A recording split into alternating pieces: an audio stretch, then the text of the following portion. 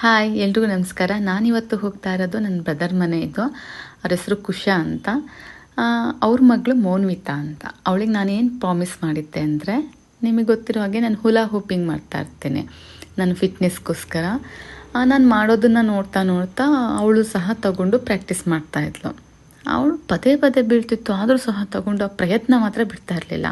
ಆವಾಗ ನಾನು ಹೇಳಿದೆ, ನೀನು ಕಲ್ತ್ಕೊಂಡ್ರೆ ನಾನು ನಿನಗೊಂದು ಹುಲಾ ಹೂಪ್ ಕೊಡಿಸ್ತೀನಿ ಅಂತ ಹೇಳಿದ್ದೆ. 3-4 ಡೇಸಲ್ಲಿ, ಈ ಸಲ ಹಾಲಿಡೇಸಲ್ಲಿ 1 ವೀಕ್ ಒಳಗಡೆ ಕಲ್ತ್ಕೊಂಡ್ಳು. ನಾನೇನು ಟೀಚ್ ಮಾಡಿಲ್ಲ, ನಾನೇನು ಹೇಳಲಿಲ್ಲ. ಬಟ್ ಇವತ್ತು ಬರ್ತೀನಿ ಅಂತ ಹೇಳಿದ್ದೆ. ಶೋರ್ ಅವರು ನಾನು ಬರ್ತೀನಿ ಅಂದರೆ ಕಾಯ್ತಾ ಇರ್ತಾರೆ. ಎಸ್, ನೋಡಿ ಅವ್ರ ಖುಷಿನ. ಆ್ಯಕ್ಚುಲಿ ನಾನು ಡಯಟಲ್ಲಿದ್ದೀನಿ, ಆದರೂ ಈ ಸ್ವೀಟ್ಸು ಎಲ್ಲ ತಿಂದೆ. ಆ ನಂತರ ನಾವು ಡೆಕತ್ಲಾನ್ ಹೋಗುವ ಅನ್ನೋ ಒಂದು ಪ್ಲ್ಯಾನ್ ಇತ್ತು. ಅಲ್ಲಿ ನಾನು ಕೊಡಿಸ್ಬೇಕಿತ್ತು. ಹಾಗಾಗಿ ಆನಂತರ ಇನ್ನೊಬ್ಬರು ಅವರ ಸಿಸ್ಟರ್, ಯಾರೋ ರುಷಿರಾ, ಮೋನಿತಾ ಆ್ಯಂಡ್ ರುಷಿರಾನ ಬರ್ಡೇ ರೀಸೆಂಟ್ ಆಗಿತ್ತು. ರುಷಿರಾ ಕೇಳಿದ್ದೇನಂತ, ಅತ್ತೆ ನನಗೆ ಬರ್ತ್ಡೇ ಗಿಫ್ಟ್ ಕೊಡಿ ಅಂತ ಫೋನಲ್ಲಿ. ನಾನು ಹೇಳಿದೆ, ನಿನಗೇನು ಬೇಕು ಗಿಫ್ಟು?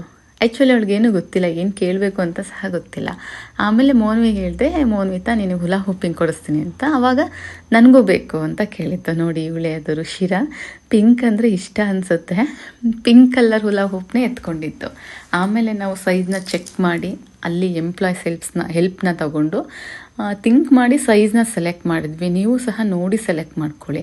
ಬಿಕಾಸ್ ನೋಡಿ, ಮೋನ್ವಿತಾ ಎಷ್ಟು ನೀಟಾಗಿ ಮಾಡ್ತಿರೋದು, ಅದು ಆ್ಯಕ್ಚುಲಿ ಯಾರೂ ಹೇಳ್ಕೊಟ್ಟಿಲ್ಲ, ಓನಾಗಿ ಟ್ರೈ ಮಾಡಿ ಕಲ್ತಿರೋದು.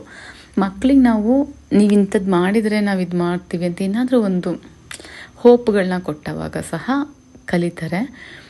ಸೊ ನಾನು ಹೇರ್ ಸ್ಟೈಲ್ನ ಸರಿ ಮಾಡಿಕೊಂಡು ಹುಲಾ ಹೂಪ್ ಮಾಡ್ತಾಯಿದ್ದೀನಿ. ಇದು ನನ್ನ ಹತ್ರ ಇರೋ ಕಲ್ಲರು ಮತ್ತು ಸೇಮ್ ಸೈಜು. ಇದನ್ನು ಇಷ್ಟು ದೊಡ್ಡದು ಸಹ ಮೋನ್ವಿತಾ ಮಾಡ್ತಾರೆ. ಹಾಗಾಗಿ ನಾನೇನು ಮಾಡಿದೆ, ಮೋನ್ವಿತಾಗಿ ಇದನ್ನೇ ಸೆಲೆಕ್ಟ್ ಮಾಡಿದೆ.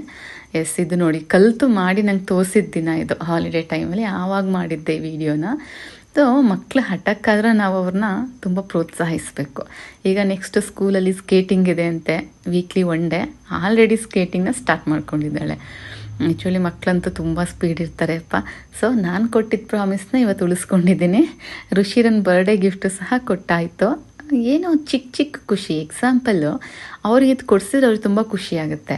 ಬಟ್ ನನಗೆ ನನ್ನ ಒಂದು ಏನು ಆಸೆಗಳಿರುತ್ತೆ ಅವುಗಳನ್ನ ಕೊಟ್ಟಾಗ ನಂಗೆ ಖುಷಿಯಾಗುತ್ತೆ.